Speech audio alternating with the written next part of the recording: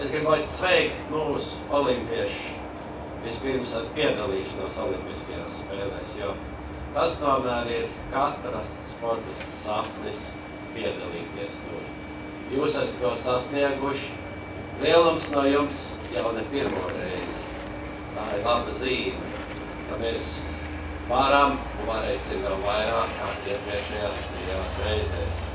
Es gribētu jums novēlēt, lai it sevišķi komandu spēlēs un hokejā, lai šīs atsevišķās lielās personības spētu izveidot vienu lielu komandu, lai katrs varētu parādīt to, ko viņš ir ar savu gribas spēku un varēšanu sasniedz. Bet mums visiem kopā atliek tikai turēt īkšķus un vēlēt jums veiksmi.